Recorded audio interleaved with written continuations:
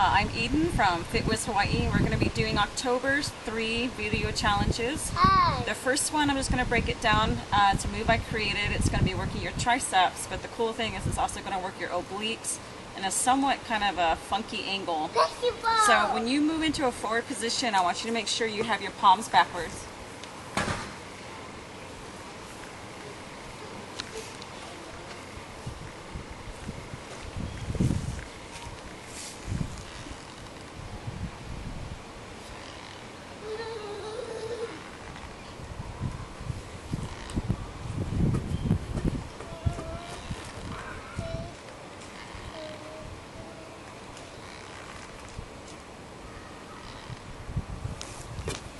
So what we're looking for here in this move is when you're moving the palms forward, you're going to automatically start offsetting your hands off to the right shoulder.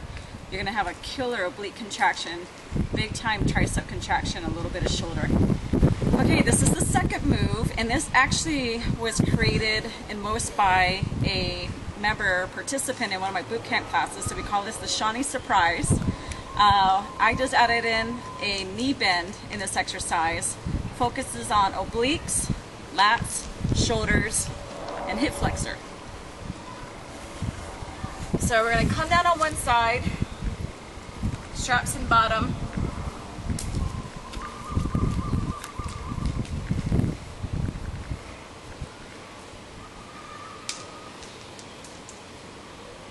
And we're going to move into a V-split.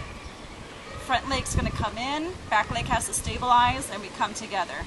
So there's hip stabilization, shoulder stabilization, a little bit of glute, a lot of outer thigh, a lot of oblique. And as you move through this movement, just be real careful through the shoulder joint. And of course, you're going to turn around and do the other side. Make sure you don't do this move if you have bad hips or bad shoulders. Whew, okay, here's a third one. And honestly, this is a really hard one. I'm sitting on a Pilates coach ball, which you can find in many Pilates studios. You can find them at most sports stores at this point. And it's taking a very basic seated pike position, but we're putting it on an unstable surface with the ball. A really good exercise if you want to challenge your clients with a lot of core stabilization. So we got to kind of find a sweet spot here. So we're going to have our chest lifted, arms in full extensions.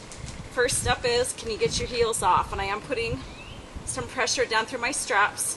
Got to keep your back nice and tall. Second step would be, can you get yourself into tabletop position through your legs? And you could do movement through this, depending on how stable your client is.